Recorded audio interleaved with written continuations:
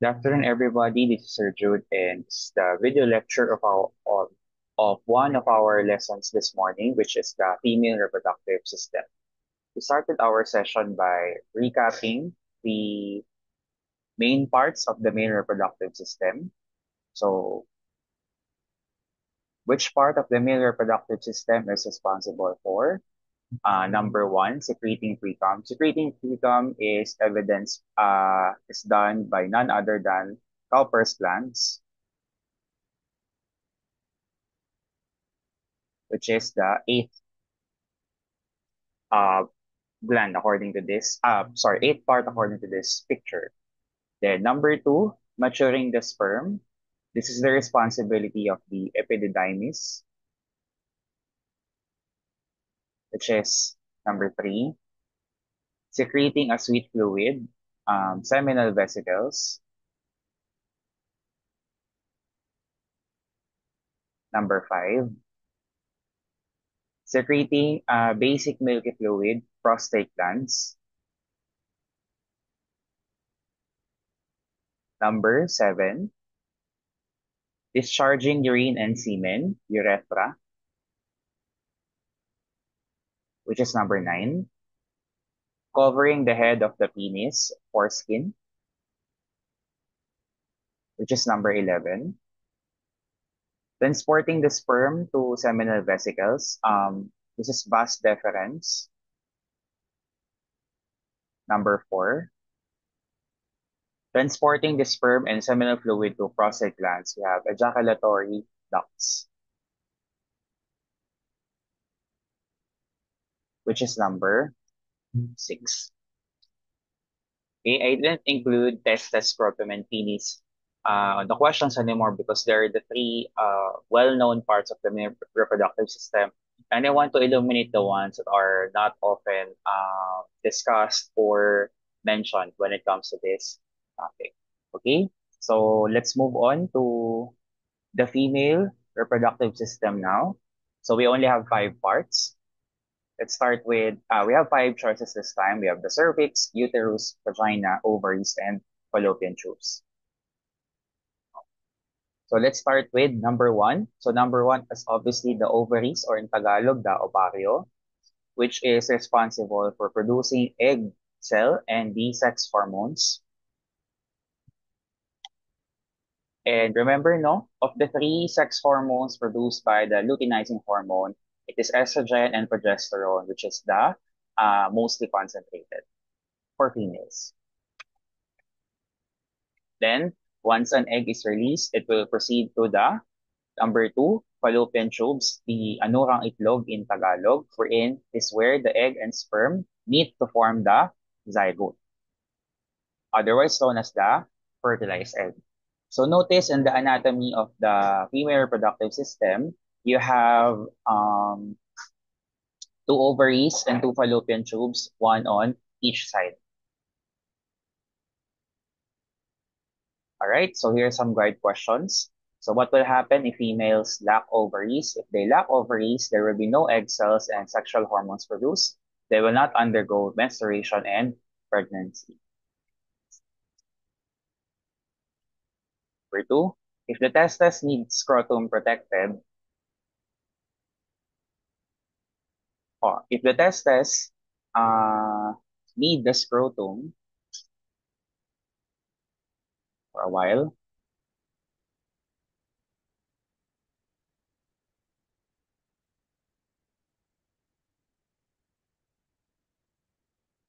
again, if the testes need the scrotum, why don't the ovaries need one? That's because they're already inside the female's body, which covers the reproductive system. While for males, though, the testes are found at the exterior part of the body, so they have to be covered in order to be protected.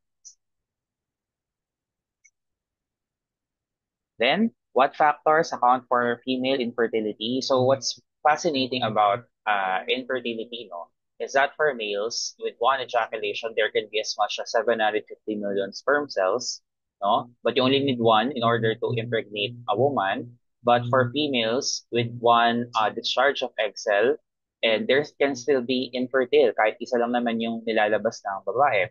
So the factors that were mentioned yesterday can also be taken into consideration for this one. Genetic mutation, lifestyle choices, health problems, and injuries. And later, as we go on, we know that the female's anatomy is much more complex and complicated compared to that of men, no? Especially when it comes to sex hormones. Next, how can females lactate or breastfeed but males cannot? So notice that the start of adolescence or puberty, females are able to the females breast start to or begin to enlarge, and that's because as they grow old and then once they become eventually mothers sometime in the future, no, um,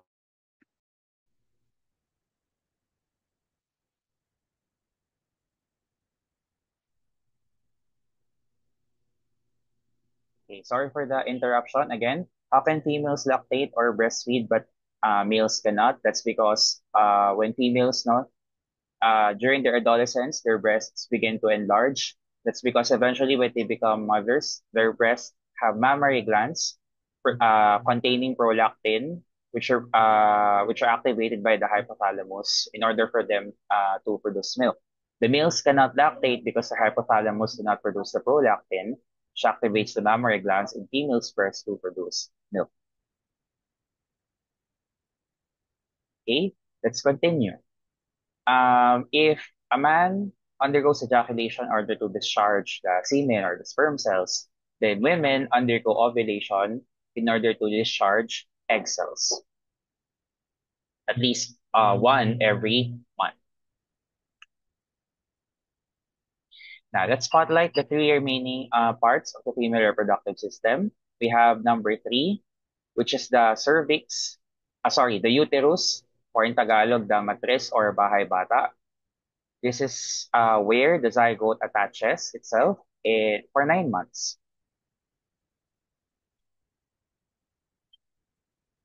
And later, or in our next lesson, no, uterus will play a bigger role when it comes to menstruation. Then next, number four, we have the cervix or sipit-sipitan. So cervix is the one that connects the uterus to the vagina. And notice that the cervix is kind of narrower compared to the uterus, which is bigger and wider. And that's because when females are pregnant, the cervix must be able to protect the zygote or eventually the fetus from falling down immediately out of the woman's body. So in order for females to not to experience miscarriage. All right. So how does the uterus adjust as the fetus grows inside the mother's womb? So the uterine wall thickens to accommodate the growing fetus. Once the fetus grows, so the thickness of the uterine wall also accommodates. Then, why cannot the men get pregnant? So that's because there is no organ or gland that will thicken or expand to accommodate the growing fetus.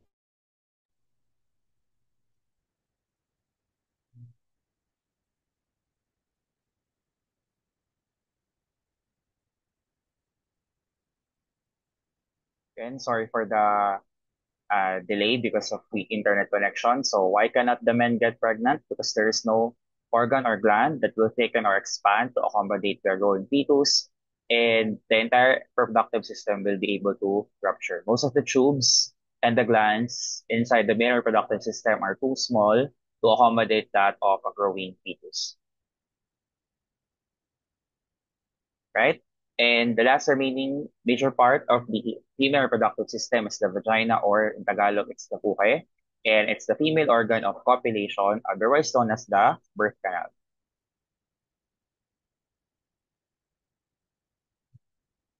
Now, most of you asked me about the G-spot of the females, no?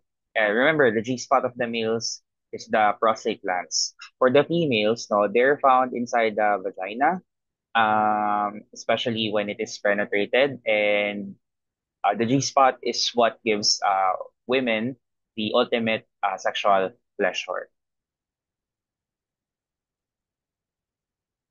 Okay, so why do some women bleed when it is their first time to have sex? So that's because there is a tissue called hymen that tears apart as the vagina is not yet used to penetration. Yeah. Do females undergo circumcision as well? What part or parts is or are removed? Why is or are they removed? So in the Philippines, no, the females typically do not undergo circumcision, but in some countries they do, but not all, and they're not as prevalent compared to men. That's because the clitoris is cut to prevent women from being sexually promiscuous. This is kind of a double standard and sexist, and again, shallow reason for women because it gives what do you call this? Upper leverage to men when it comes to being sexually promiscuous, which is kind of unfair because women are human beings, women are sexual beings, and they must be allowed and liberated to express their own sexual desires in a responsive manner. Now, so to wrap things up, what is the female reproductive system for? So if the goal of the reproductive system is to procreate species and the contribution of the male reproductive system is sperm provision, then therefore the female reproductive system is for egg provision, menstruation, pregnancy, and even breastfeeding. So they are connected from each other because of the high presence of estrogen and progesterone in females. Now, how must females take care of the reproductive system? So the first four bullet points were already discussed to you when I tackled the taking care of the male reproductive system. But for females, I added the last bullet. So drink prescribed or contraceptive birth control pills if you're not yet ready to be a mother. No, practice again, which is an offshoot of practicing safe sex. Remember, the females have much more complicated anatomy and functions because you're the ones who undergo menstruation at least a week every month. You're the ones who can get pregnant for 9 months, no, which is very fragile, and there are a lot of what do you call this, expectations and societal norms that are expected for women to do. And that's kind of sad and unfair because all genders and sexes must be treated equally. Okay, so that's it for the female reproductive system, and check out my next video lecture for the menstrual cycle. See you there.